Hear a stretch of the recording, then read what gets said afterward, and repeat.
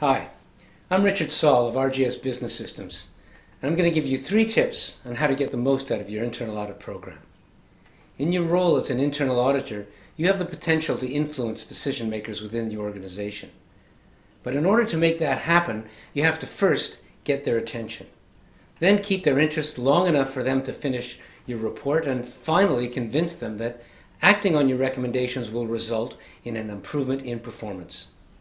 And knowledge of the standard you're auditing against is an absolute prerequisite. And any internal auditor course, including the one I offer, will cover that. But we'll save that for the course. The 3 tips I will cover have more to do with developing people and reporting writing skills. These tips are based partly on good auditor practice, but also on the experience I've accumulated during my career. First, as an auditor, nobody cares what you think. Now, this may sound harsh, but as an auditor, your purpose is to make observations using evidence, not to express an opinion. Everybody has an opinion, and as soon as you give yours, you can be sure someone else will have their own. This can easily lead to a debate which can derail the audit process. Just stick to the facts and you'll be safe. Let me give you an example. Say during an audit, you walk into a workshop and in your opinion it's a mess. Resist the temptation to say so.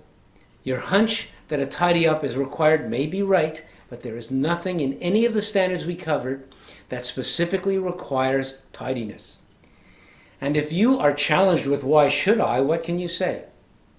So what should you do when you walk into that situation?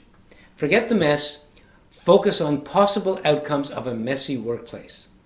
For example, if you observe any dangerous goods in the area that are required by law to be locked up, but are not, that's a valid observation. Or if you spot a drain that's no longer accessible and the company emergency plan says that the drain needs to be covered over in the event of a spill, that's also a valid observation.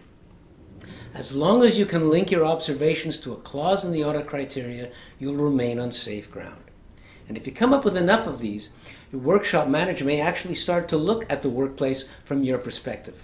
It's more about how the message is delivered than the message itself.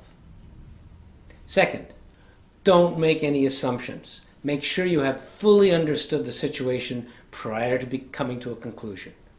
During a recent audit, I observed 2 pallets of hydrated lime in a shed. Now, the stuff isn't particularly dangerous, but some precautions do need to be taken. So I asked one of the men standing by what the procedure was for spreading this lime. His response was this: "There's no procedure, mate. We just spread the stuff." I wasn't 100% sure we were on the same page, so I asked him a few more specific questions, such as, what PPE do you wear when applying the lime? Under what weather conditions do you not spread it? And how do you dispose of any remaining product? He answered those questions in some detail, which basically told me he was working to a process after all. It was just so ingrained in the way he worked that he didn't think of it that way. And had my report included a statement that there was no process for spreading the lime, I would have looked foolish. So before turning your assumption into fact, make sure you have asked enough questions. The last tip relates to report writing.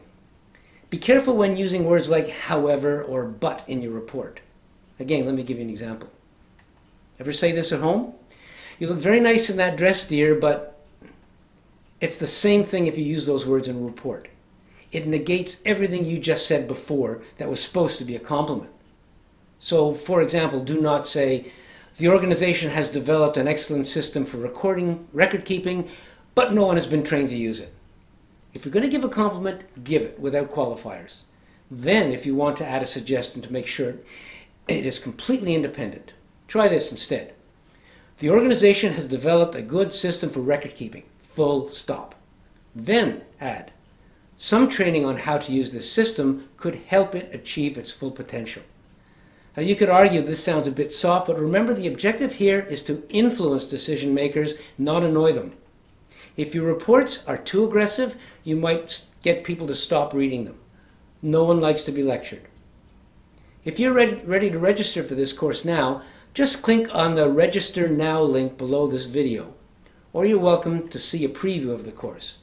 To do that, just enter your email address in the form below this video, and I'll send you a preview of the course. Or If you have any further questions, give me a call on 021-181-1417 or email me at info@rjsauditortraining.co.nz. I'm always happy to answer your questions. Thanks for watching, and I look forward to seeing you soon.